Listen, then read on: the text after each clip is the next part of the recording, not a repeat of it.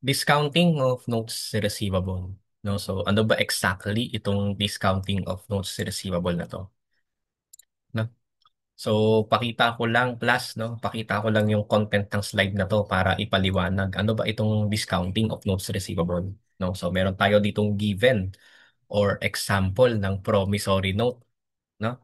So, basahin ko na lang muna class ha, yung ating promissory note, no? Dated August 1, 20x6, no? I, Gunko Imu, promise to pay Lily Nefertari the amount of 30,000 pesos with an interest of 6% per annum on October 31, 20x6, signed by Gunko Imu. No? Okay? So, plus, no, syempre, sa perspective ni Lily Nefertari, itong 30,000 na to is a note receivable. Okay? Notes receivable yan sa perspective ni Lily Nefertari. And ang due date ng notes receivable ay October 31, 20x6. No? Yan yung due date, no, ng promissory note. No? And syempre, um, si Lily Nefertari, no, in general, no, si Lily, pwede lang siyang mag-demand ng payment in general kay Gunko Imo pagdating ng October 31, 20x6. No, kasi yun yung due date ng promissory note. No? Generally, hindi siya pwedeng mag-demand ng payment kay Gunko before October 31. No? Kasi hindi pa due date. No? Yan. But what if, no? What if si Lily Nefertari, no, ay nakaranas ng matinding financial distress, no? Nakaranas siya ng financial distress noong September 30. Okay, September 30, nakaranas si Lily ng financial distress at nangailangan siya ng cash, no? Nangailangan siya ng cash. But siya, but syempre, no, syempre, hindi niya naman pwedeng singilin itong si Gunko Imo kapag September 30, no? September 30 kasi nga ang due date ng promissory no October 31, 20x6. No, hindi pa siya past due kaya hindi pa pwedeng maningil no si Lily kay Gunko, no? Sa September 30 kung saan nangyari yung kanyang financial distress, no? Yung nangyari yung financial distress. Okay? Now, dahil kailangan na kailangan na ng pera ni Lily, no, at September 30, no, September 30 pa lang, kailangan na kailangan niya ng pera. Hindi niya pwedeng singilan si Gunko kasi nga October 31 pa yung due date.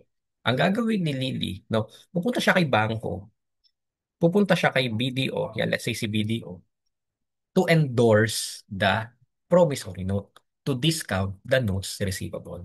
No? Si Lily Nefertari, ibibigay niya kay BDO, no, ibibigay niya yung promissory note kay BDO, okay, kay bangko. And in return, si BDO bibigyan si Lily Nefertari ng cash. Okay? Again, si Lily ibibigay kay BDO yung promissory note, ibibigay kay bangko. While in return, si BDO or si bangko, bibigyan niya ng cash si Lily Nefertari dahil dun sa promissory note.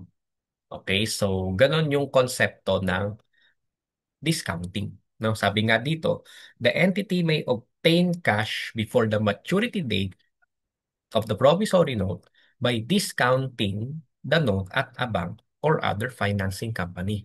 And to discount the note, the entity must endorse it.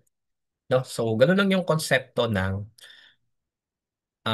discounting of notes receivable. No? So, pag-generate ng cash from the notes receivable before the maturity date of the promissory note. No? Yan. Okay, again, si Lily, ibibigay kay BDO yung promissory note and in return, BDO will give her cash. No? Okay? And generally, ang mangyayari dyan, si BDO na yung maniningil kay Gunko Imo pagdating ng maturity date ng promissory note. No? Si BDO na yung maniningil kay Gunko Imo. No? Kasi na-endorse na yung promissory note kay Paco. Yan. Okay, so I hope maliwanag naman, class, no? I hope maliwanag yung konsepto ng discounting of notes receivable. So, ganun lang yung pinaka-concept niya, no? Okay? And dito sa topic na to, class, no? Ang unang pinag-aaralan dito, actually, is yung computation of net proceeds, no? Computation of net proceeds from discounting of NR, no? So, sa madaling salita, ang unang pinag-aaralan dito is yung computation nito. Ito, computation ng net proceeds. Computation ng cash na na-receive from the discounting of NR. Yan yung una nating pag-aaralan. No? So, how to compute net proceeds? Net proceeds is simply the difference between the maturity value minus the discount. No? Maturity value, this is yung amount na marireceive at the maturity date. So, yan yung nasa notes, yan yung nasa promissory note, no? While yung discount, ito naman yung ibabawas ni bangko. No? Yan yung ibabawas ni bangko. Maturity value is the amount due on the note at the maturity date, which is equal to the sum of principal and interest. No? Now, kung babalikan natin, class, yung promissory note kanina, so to compute the maturity value of the promissory note, maturity value, sa madaling salita, ito yung amount na marireceive pagdating ng October 31, 20x6 dito sa case ng ating um, promissory note. No? So, principal is 30,000. Tapos yung interest, 30,000 times, so ilang months from August 1 to October 31. So, August, September, October. So, that's 3 months. No? Times 6% times 3/12. So kung magkano yung amount nan, class, no? Kung magkano yung amount nan, yan yung maturity value ng promissory note. Kasi yan yung amount na marireceive at the maturity date, which is October 31, 20x6. Okay? Next, yung discount. So, syempre si Bangko, once na in-endorse mo yan kay Bangko, hindi naman ibibigay ni Bangko yung amount equal to maturity value. No? Kasi nga, hindi mo na nahintay yung maturity date na kailangan ka na ng pera. In-endorse mo sa bangko.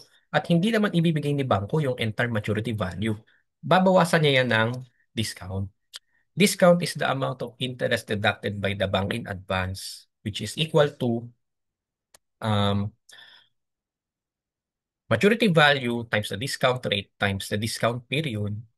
And yung discount period is the period of time from the date of discounting to maturity date. So, binasa ko na lang muna, class, no? Kasi mas gusto kong i-elaborate itong part na to sa problem solving. No, but the idea here is that yung discount, ito yung ibinabawas na interest ng bangko once you endorse the promissory note. Once you endorse the promissory note. No? Kaya tungo na tayo dito sa ating problem solving. No? So, paki-take note ako ng formula na to, ha? Ito, ayan, no? Yan. Kasi gagamitin natin itong formula na to to solve itong net proceeds problem. No? So, problem, yan. Unang problem natin, no, for this video lesson. So, calculate the net proceeds from the discounting of the note on March 1, 20x1. Okay? So, yan. No. On January 1, 20x1, Islam sold merchandise to Charles.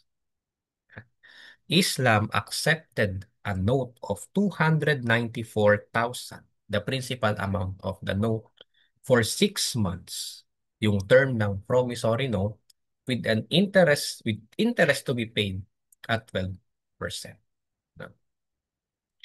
So 6 months from January 1, 20x1, therefore, ang due date or ang maturity date ng promissory note is June 30, 20x1. So that's the maturity date of promissory note. Okay? Kaya pag kinompute natin class, no? So computean nga natin agad, no? Magkano ang marireceive ni Islam at the maturity date of this note, no? Of this promissory note, no? We have here the principal of 294,000. The interest is 294,000 times 12% times 6 over 12. Kasi nga 6 months, no? 6 months. Yan. So, ang marireceive ni Islam pagdating ng June 30 is 311,640 dahil magkakaroon siya ng interest 17,640. Okay? So, yan yung marireceive dapat sa June 30, 20x1. No? However, tingnan natin yung number 2 transaction. On March 1, 20x1, Islam was in financial distress. Okay? And kailangan niya ng cash pambayad ng maturing obligations. Therefore, ang ginawa ni Islam, Islam discounted the same note at Alexander Bank at 15%. So, hindi niya na mahihintay, no? Hindi na mahihintay ni Islam yung June 30. Pumunta na agad siya sa bangko kasi kailangan niya ng pera. Dala-dala yung promissory note, in-endorse niya sa bangko kay Alexander Bank. And syempre, kagaya ng binanggit natin, hindi naman ibibigay ng bangko yung entire maturity value. Kasi nga March 1 pa lang. June 30 dapat marireceive to. Eh March 1 mo palang kailangan, naningil ka na or nangailangan ka na ng pera. Okay? Kaya si bangko, babawasan niya yan ng discount. Okay? The discount rate here is 15%. Yan. Burahin ko lang class ha, yung ibang, ayan, burahin ko lang yung ibang ano dito nakasulat. No? Yan. Okay? So magko-compute tayo ng discount. No? Magko-compute tayo ng discount. How much is the discount? Discount is the maturity value, no? 311,640. You multiply it by 15%. Okay. Tapos times 4 over 12. So bakit siya naging 4 months, no? Kasi class, from the date of discounting March 1, 20x1 hanggang sa date of maturity ng promissory note which is June 30. How many months yan? Bilangin natin. March, April, May, June. That's 4 months. Kaya 4 over 12. No? 4 over 12. Ang total discount na ibinawas ng bangko is 15,582. Therefore, masasagutan na natin yung net proceeds requirement ng problem na to. The net proceeds is 296,058. Ibig sabihin, nung pumunta si Islam kay Alexander Bank to endorse the promissory note, ang natanggap niyang pera from bangko, 296,058. Okay? Yan. And ano ang mangyayari sa promissory note? No? Si Alexander Bank na yung maniningil kay debtor, which is si Charles. Kaya yung transaction number 3 natin, on July 1, Charles paid Alexander Bank in full. No, doon na nagbayad si Charles sa bangko. Kasi nga na-endorse na yung promissory note. Okay, so again, ang answer natin dito, 296,050.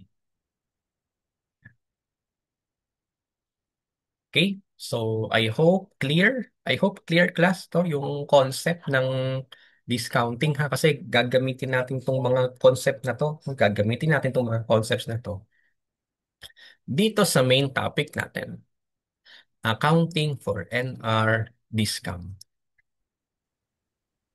Accounting for NR discounting. Ang accounting for NR discounting ay merong dalawang forms, no?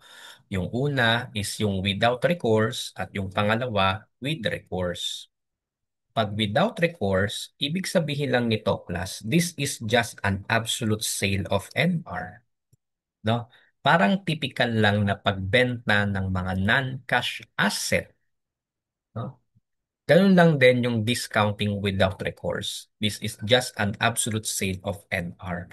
At wala tayong kino-consider na contingent liability. Okay? Kaya simple, no? Simple lang yung accounting for NR discounting without recourse. Dahil this is just an absolute sale at walang contingent liability na kino-consider. On the other hand, meron tayong tinatawag na discounting with recourse. At kapag discounting with recourse, meron na itong contingent liability na kino-consider. Hindi siya totally absolute sale. No? Kasi this is a discounting with recourse. Merong kino-consider na contingent liability. Okay? So, babasahin ko lang muna, class, no, yung meaning ng contingent liability. Okay? Contingent liability refers to a potential obligation. Ayan. Potential obligation that may or may not become an actual liability depending on the outcome of a future event. So, pag sinabi natin contingent liability, class, kumbaga sa pinakamadaling salita, no, this is just a potential obligation. No? Na maaaring maging actual na liability. Depende sa mangyayari in the future. So later on sa problem solving natin bigyan ng emphasis ano ba talaga itong contingent liability. Kasi kapag nag-e-endorse tayo, kapag nagdi-discount tayo ng promissory note or ng notes receivable with recourse, may contingent liability na kino-consider. Meron tayong future liability or potential obligation na maaaring mag-arise. No? And again, sabi ko nga, no, dito ko na lang ipapaliwanag yung contingent liability. No, siguro sa mga problem solving na lang. But syempre, ang unang problem solving natin, without recourse. Okay? Accounting for NR, discounting without recourse. Okay? Again, pag sinabi natin without recourse, this is just an absolute sale of NR sa madaling salita. No, pagbenta lang ng NR sa bangko. Ayan, absolute. Ang requirement ng problem, prepare journal entries to record the transactions. Ayan. Aspinal Company provided the following transactions. Noong January 1, the entity sold merchandise to Jones for 500,000 pesos, accepting a note of 500,000 pesos for 6 months with interest to be paid at maturity at 12%. So, ibig sabihin, class, no? 6 months from January 1. Therefore, June 30 ang due date ng notes receivable na ito. No? And ano ang journal entry natin? So, simple lang naman ang journal entry dyan. Debit NR credit sales 500,000. So, yan yung journal entry natin sa January 1. Okay?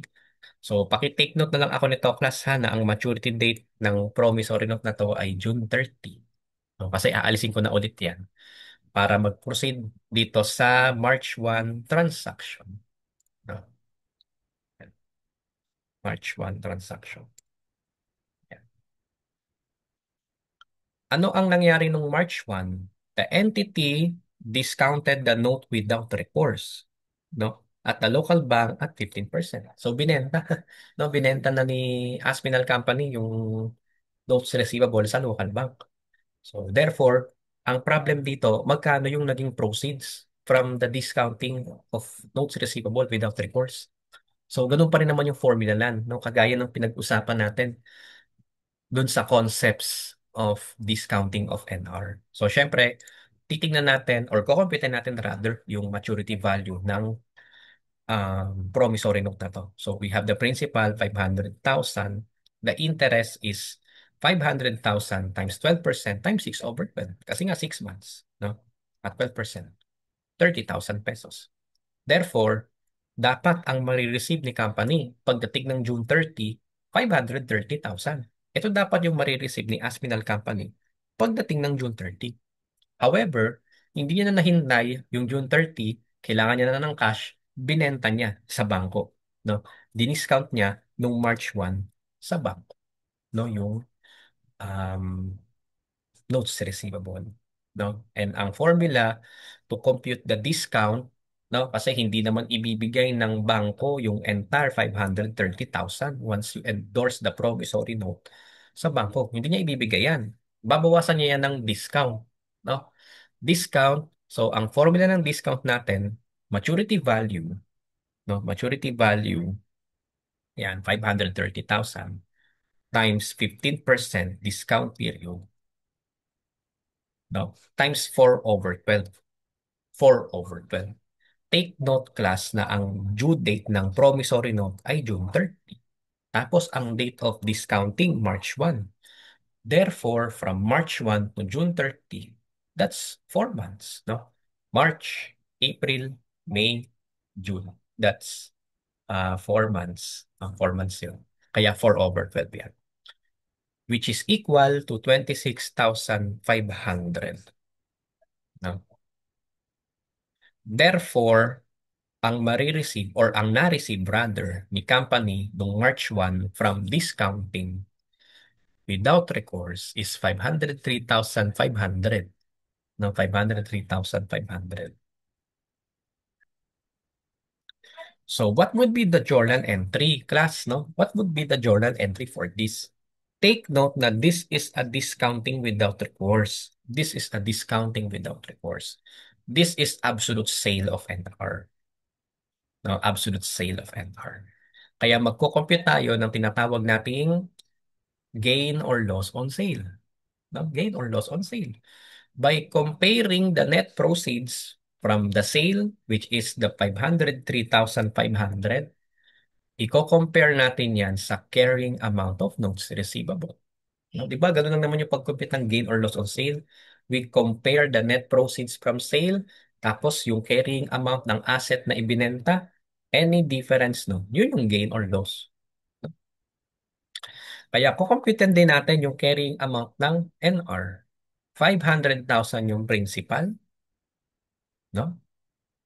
Tapos syempre meron na yung accrued interest from January 1, no? From January 1 hanggang sa date of sale, date of discounting, March 1, which is 2 months, no? January, February, that's 2 months, no? Kaya itong accrued interest, nakuha yan, 500,000 times 12% times 2/12. No? So, kaya siya 10,000. Okay?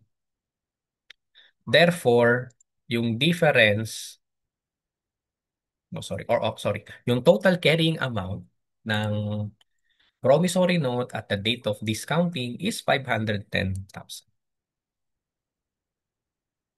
Okay? So, 503,500 yung na-receive, 510,000 yung carrying amount. Therefore, meron tayong, okay, good, very good. This is loss on sale. This is a loss on sale, 6,500. Kasi mas maliit yung na-receive over the carrying amount. Therefore, yung difference, loss on sale, no? Or loss on discounting. No? Okay? Wala pa tayo sa journal entry, no? So, ayun class ha, itataas ko lang ng konti itong computation ng loss on sale. Tataas ko lang siya ha. Yan. Para malagay natin yung journal entry for March. Debit cash for the net proceeds, 503,500. 503,500. Debit, loss on sale, or pwede rin namang loss on discounting kasi discounting of NR to pinag-uusapan natin. 6,500. No? Dahil absolute sale of NR ito, i-recognize na yung notes receivable. Credit, 500,000. At syempre, yung interest income na na-earn from the date of promissory note hanggang sa date of discounting, 10,000 pesos. No? So, interest income, 10,000 pesos. Okay, so yan yung journal entry natin for March 1 transaction. This is absolute sale without recourse. Walang contingent liability. So, ano ba yung contingent liability na maaaring mag-arise dito? No? Though ito class, no, without recourse, absolute sale of NR. No? Kapag kasi with recourse, ito ay FYI lang, no? Or i-advance ko na, no? Kapag naging with recourse yan, no? Kapag naging with recourse yan, merong contingent liability. Ano yung contingent liability? Kasi sabi ko nga, no, kapag nag-endorse tayo ng notes receivable sa bangko, si bangko na yung maniningil dun sa debtor and not you being the holder. Kasi nga, in-endorse mo na kay bangko, therefore si bangko na yung maniningil kay debtor. No? Now, ang question dito, paano kapag hindi nagbayad si debtor? No? Kapag with recourse, therefore, ikaw ang magbabayad ngayon kay bangko. Kaya meron kang potential liability, may contingent liability. Yun yung contingent liability na tinutukoy doon, class, no? So, once na hindi magbayad yung debtor, ikaw ngayon ang magbabayad sa bangko. Yun yung contingent liability. Kapag discounting with recourse. But dito naman kasi class, malinaw na siya ay without recourse. Therefore, walang contingent liability. Ang debtor dito sa promissory note ay si Jones. So magbayad man or hindi si Jones sa bangko, wala ka nang pakialam doon kasi this is an absolute sale of NR. No? Walang contingent liability. Kaya yung July 1 transaction natin, the customer, Jones, paid the bank in full. No? And syempre, yung transaction sa July 1, no entry required yan. No? Kasi nga walang contingent liability. No, hindi mo na concern yan, kumbaga, no, sa madaling salita, kumbaga, hindi mo totally concern kung magbabayad si Jones yung debtor sa bangko or na. Kasi nga, wala ka nang pakialam doon without recourse kasi yung discounting. Okay? So, again ha, ang pinaka-summary lang naman nito, absolute sale, no? Yung discounting without recourse, absolute sale of MR lang yun. Walang contingent liability. No? Okay? So, I hope maliwanag, class, ha? I hope maliwanag so far itong discounting with the recourse, or sorry, discounting without recourse. Ang isusunod natin, no, yung discounting with the recourse. So, accounting for NR discounting with recourse na tayo at meron itong dalawang forms din, conditional sale and secured borrowing.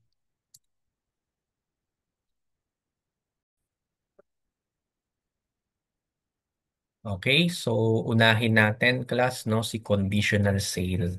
Ayan. Again, pag accounting for NR discounting tapos with recourse, meron itong potential liability or potential obligation or meron tong tinatawag na contingent liability. So unahin natin si conditional sale. Yan. Ang requirement ng problem, prepare journal entries assuming any discounting of NR is a conditional sale. Assume 360 days for interest computations. Ibig sabihin, we're going to assume na ang bawat number of days sa isang month ay 30 days. No? So 30 days times 12 months equals 360. Okay, so journal entries ulit tayo, class, no? So, Sergey Company provided the following transactions. March 14, sale of merchandise 2,050,000 to a customer. FOB destination 2/10 and over 3. So, ang journal entry natin dito, class, debit, accounts receivable, credit, sales. Okay. Take note of the shipping term ha, FOB destination. Ibig sabihin, si Sergey Company, the seller, siya ang mag-shoulder ng freight cost. Kaya dapat siya ang mag-record ng freight out or transportation out na account. No? So, yeah, parang recap lang tayo ng accounting for merchandising. No? So, kung kailangan mo pa rin i-recap yung accounting for merchandising, ha? So, you can just check my playlist, no? Ng accounting for merchandising. Ayan, sige. Okay, so yan ang yung entry natin for March 14. Debit AR credit sales. Okay. Next, April 7. Receipt of a 60-day, no, 60-day 12% note dated April 5 from customer. So may promissory note na dumating from the customer. Ang date ay April 5 or ang date ng promissory note ay April 5. Tapos yung terms ay 60 days at 12% interest. The face of the note was the amount of invoice minus, no, minus the freight charge of 50,000 paid by the customer related to the March 14 sale. So, si customer ang nagbayad ng freight cost, which is dapat si seller kasi FOB destination yung shipping term. No? Kaya ang entry natin dyan, so syempre yung AR, ire-reclassify siya from AR to NR kasi meron ng promissory note from the customer. However, class, no, nakalagay dito invoice amount minus freight charge of 50,000. Kaya yung utang ni customer nabawasan ng 50,000. Kasi siya ang nagbayad ng 50,000 freight cost. And take note, this is an FOB destination. Si seller dapat ang mag-shoulder ng freight cost, no? Kaya siya ang magre-record ng freight out. Binayaran ni customer, so instead of sisingilin pa ni customer si seller, o bawas na lang natin dun sa AR niya, no? Okay? Kaya ang amount ng NR dito ay 2 million pesos. No? So ito yung entry natin for April 7 transaction. No? I hope maliwanag to, class, ha? I hope maliwanag yung April 7. No? Next natin, April 20. O ayan, April 20. The note of the customer was discounted with the bank at 15%. Yan, hindi na nakapaghintay ng maturity date, no? Or actually, yun na, no, siguro talagang hindi na nagbabayad tong customer na to. Kaya ang ginawa ni Sir Hey Company, pumunta sa bangko para i-discount. No? Kasi kailangan na ng pera. And we're going to compute here the net proceeds from discounting of NR. Okay? So, ganun pa rin, class, no? Principal amount is 2 million.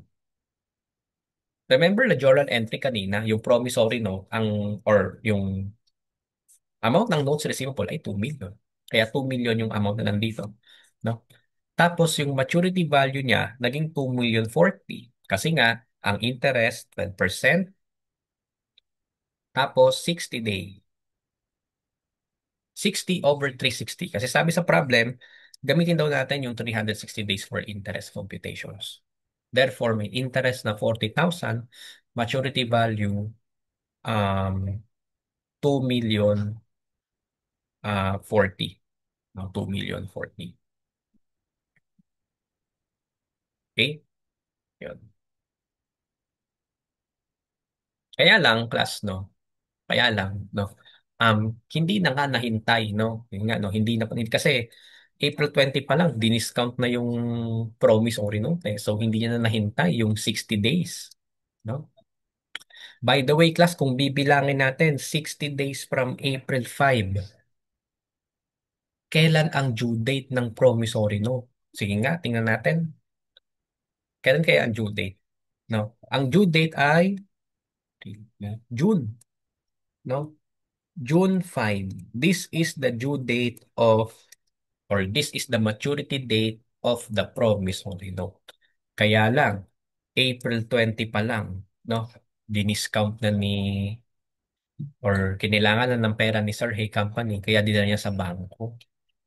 No? Kaya si bangko magbabawas ng discount, no? Magbabawas ng discount.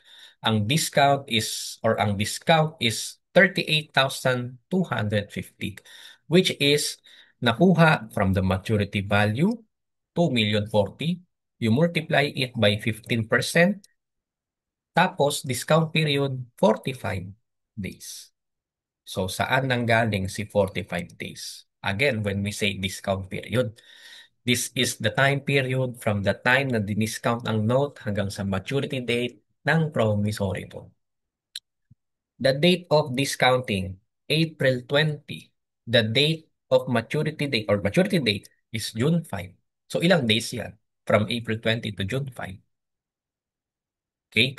So sa April 20, so 10 days from April, 10 days sa April, tapos 30 days ng entire May, tapos 5 days ng June. So 10 plus 30 plus 5 equals 45 days. Okay, so I hope maliwanag yung part na yun ha. Again, ang discount period is just the date of discounting or yung period from the time of date of discounting hanggang sa maturity date ng promissory note. Dito, 45 days yung discount period. Okay, so I hope clear. I hope clear class ha. Ayan. So kung di medyo nasundan, i-replay nyo na lang tong video lesson. No? I-replay nyo na lang. Backwards na lang. No? Therefore, ang net proceeds, 2,1,750 750 pesos. 2 million, 2,170, 750 pesos.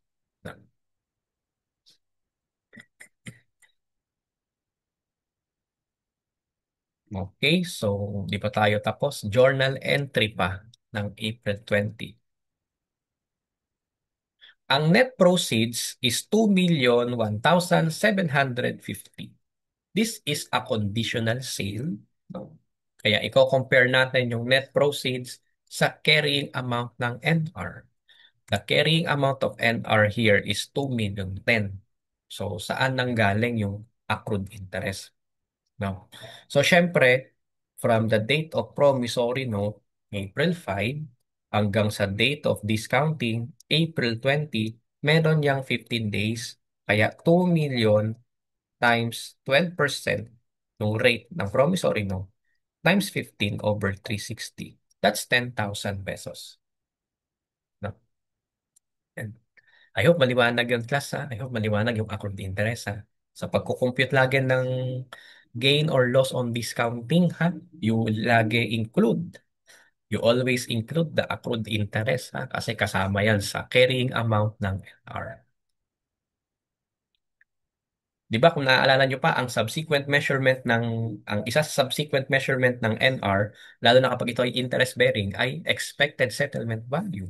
So I'm not sure kung napanood nyo yung ating video lesson about NR, no? I think nabanggit ko yun doon, no? Yung expected settlement value kapag interest bearing yung NR. So parang yun na yung pinaka-underlying concept nito. No, nito, bakit natin ini-include yung accrued interest? Okay? So ayun, burahin ko lang to class ha. Therefore, meron tayong loss on sale na 8,250 pesos. Okay. Iakyat na natin to class ha. Iakyat ko lang to saglit para magkasya yung ating entry sa April 20. Okay. Iakyat ko lang yung ating solution for the net proceeds. So, debit cash, syempre yung net proceeds, 2,1,750. Debit, loss on discounting. No? Loss on discounting, 8,250. Take note class na this is a conditional sale discounting with recourse. Hindi to totally absolute sale ha. Kaya hindi natin pwedeng totally i-recognize agad ang NR. At dahil conditional sale to, gagamitin nating account NR discounted. No? NR discounted. So naka-red siya. Mamaya mayroon akong sasabihin about NR discounted. No?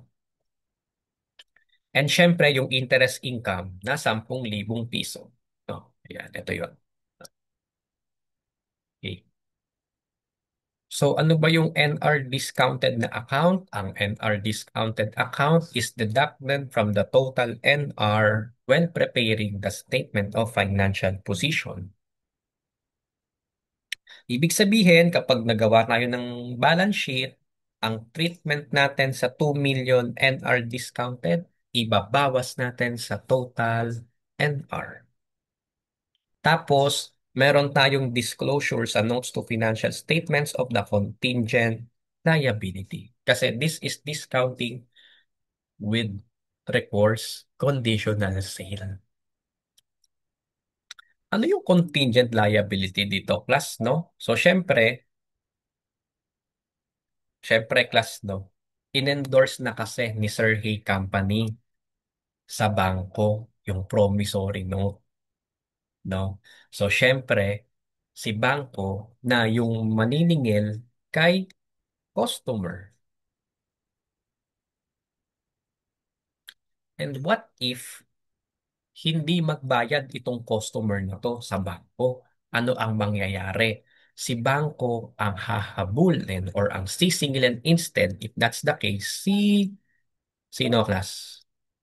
Si Sir Hay Company.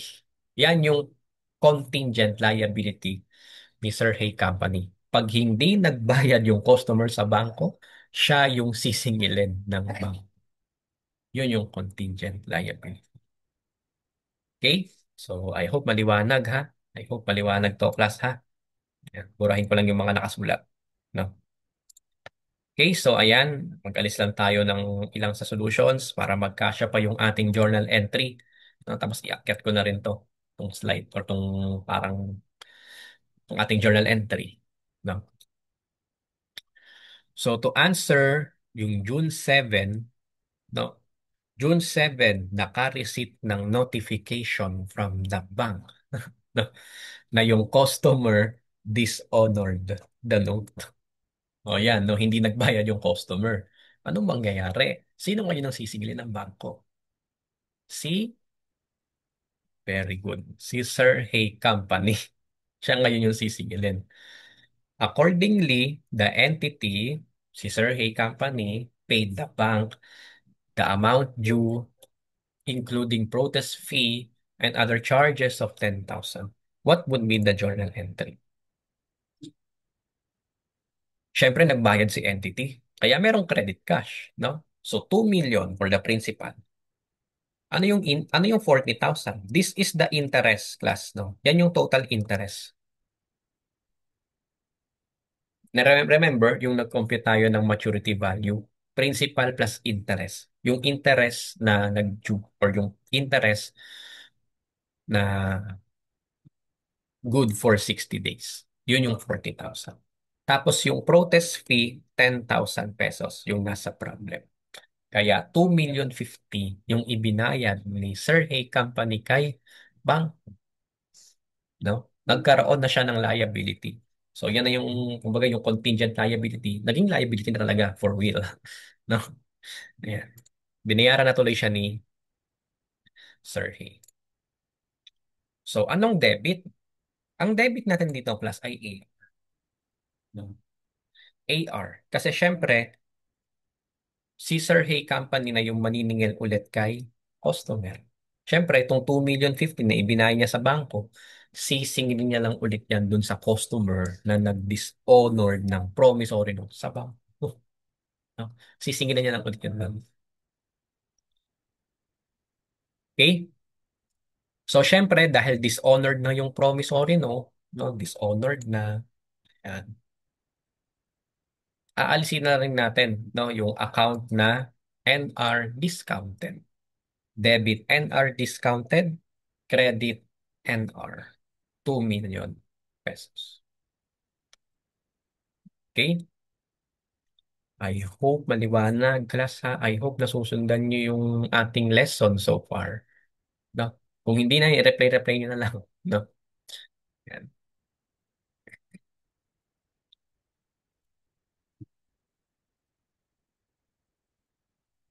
Okay, so alisin na natin to para i-record, no, yung nangyari nung July 5. Ano ang nangyari nung July 5?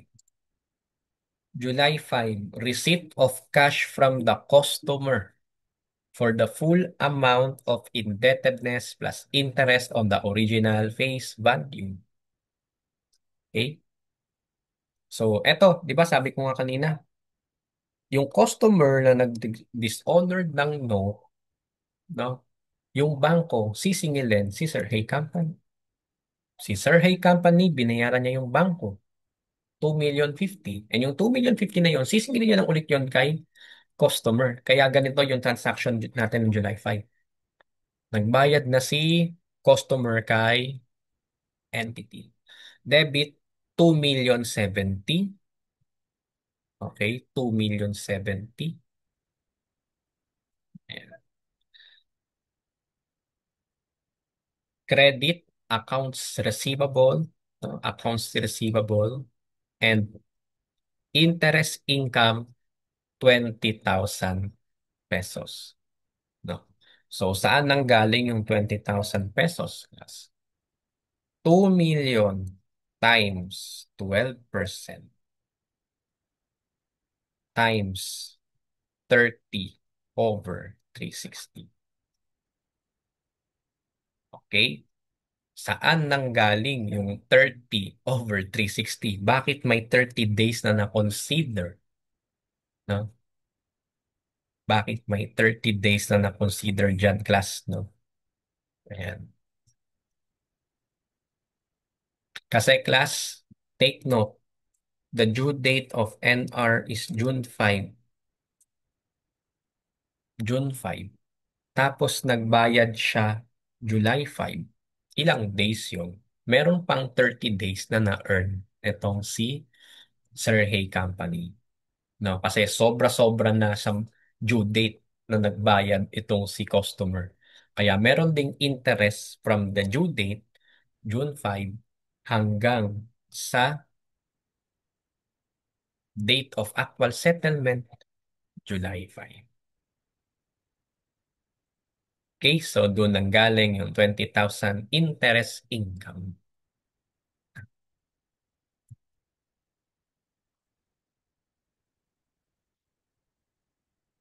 Okay, so ganon yung transaction class, no? Ganon yung journal entry. Kapag ang customer ay nag-dishonor ng, no? Dito kasi hindi binayaran ng customer yung bangko, no? Dinisorder niya yung note. Kaya itong susunod natin na problem, kumbaga, or susunod na discussion, kumbaga query lang, no, query lang. Same problem, but this time, kapakita ko lang yung ano ha, yung ating journal entry. What if ganito yung nangyari nung June 4? Ayan. June 4, the customer paid note to the bank. What would be our journal entry? Ang journal entry lang natin, syempre, we just cancel out lang the NR discounted. Yun lang yung ating journal entry. Kakancel lang natin to kasi, ayan, pwede na nating i-recognize yung notes receivable kasi nagbayad na yung customer sa bank. Okay? So, I hope clear class yung I hope clear so far yung ating review session ng accounting for discounting kasi aalis na tayo dyan, tutungo na tayo dito sa next problem natin for secured borrowing naman. No, secured borrowing.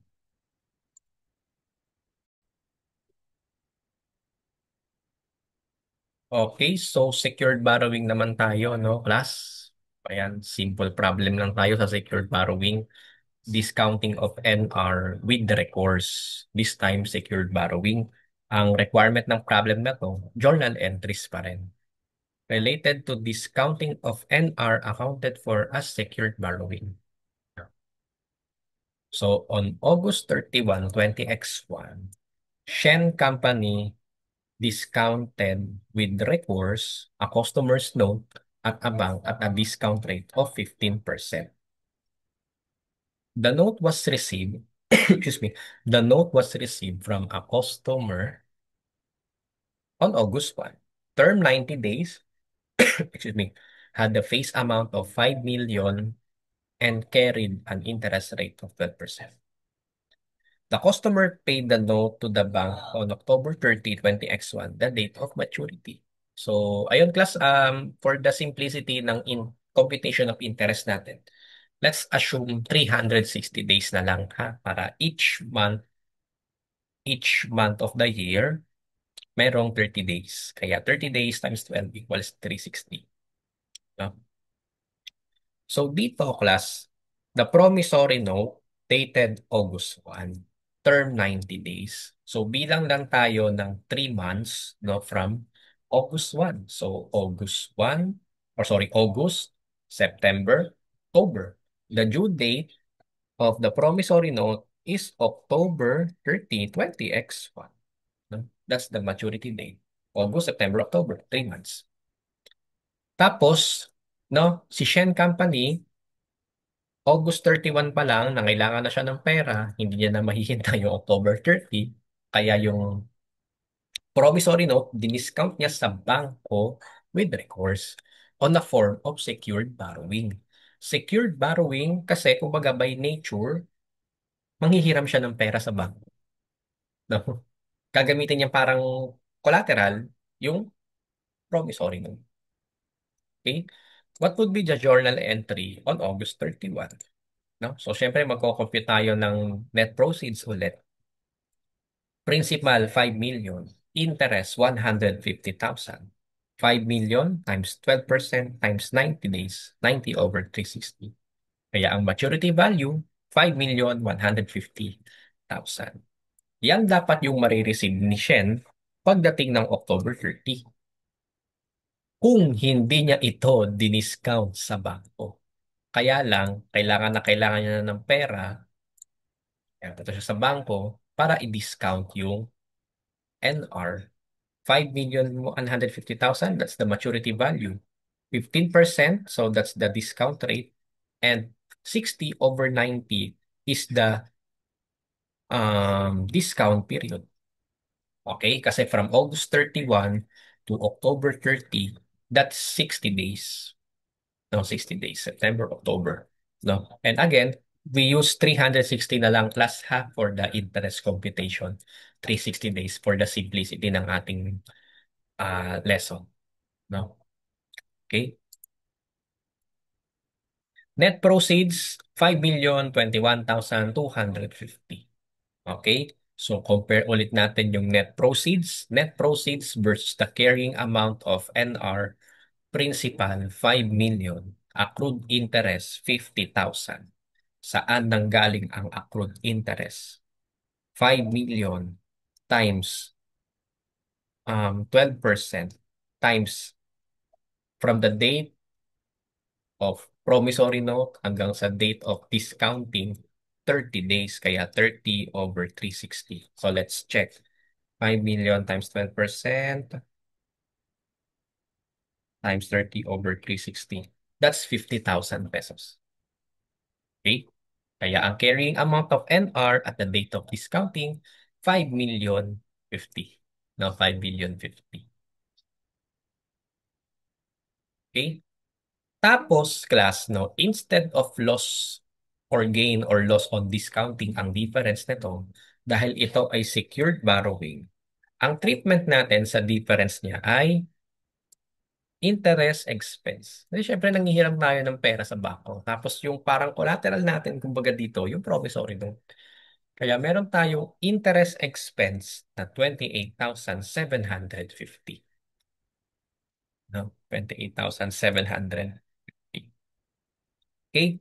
So, akyat ko lang class ha para magkasya yung entries natin. What would be the journal entry? O ipakita ko na lahat. No? So, syempre, debit cash for the proceeds. Debit interest expense, 28,750. Ang credit natin, liability. No? For NR discounted. Kasi kumbaga, nanghihiram tayo ng pera dito. Tapos ang collateral, kumbaga, ay or ang security for the debt is yung promissory note. No? 5 million, the principal amount, and interest income, 50,000. No, ayan yun, 50,000. So, yan yung ating journal entry sa August 31 transaction. Okay? Teka. Okay, so aalisin ko na to class ha. Alisin ko na. Para magbigay ng room dun sa next transaction. October 31. October 30, sorry. October 30. The customer paid the note to the bank on October 30, the date of maturity. So, nagbayad na yung customer dun sa bangko, no?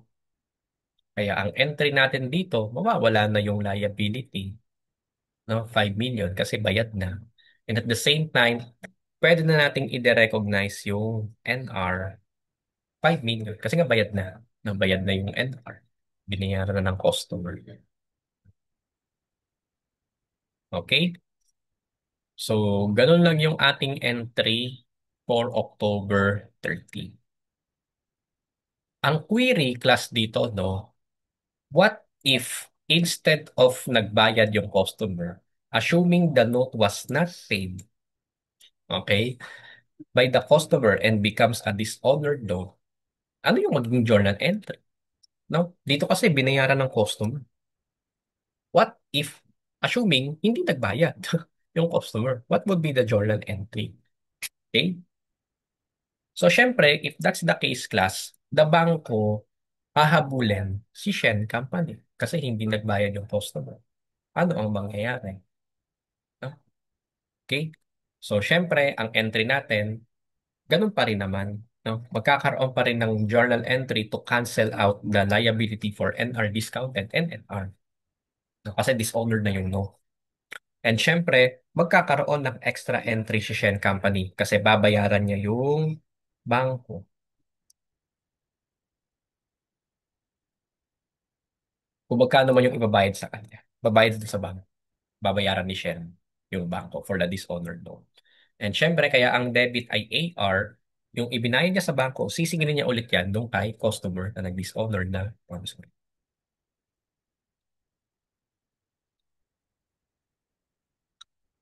Okay? So, I hope maliwanag class ha. I hope maliwanag naman yung ating secured borrowing. No? Kasi dito na nating tatapusin itong receivable financing. So, ito yung reference na ginamit natin dito sa review session. No? Okay, so I hope class makatulong itong ating simpleng review session sa receivable financing, no? Ang next topic natin ay inventories. Next topic natin ay inventories dito sa review of intermediate accounting topics. No, so syempre class kung nakakatulong sa inyo itong ating mga video lesson, you might consider subscribing. And syempre, i-share nyo na rin sa ating or sa iba pang mga aspiring accountants dyan. Kung nakatulong kasi sa ito, baka makatulong din sa kanila. No? And syempre, pag meron pang question, mag-comment lang dyan sa baba. No? Meron kayong questions about sa topic na to. Comment nyo lang dyan sa baba. Okay? So, ayan. Next topic natin ulit ay inventories. Yan. Mag non-financial asset naman tayo. No, inventories.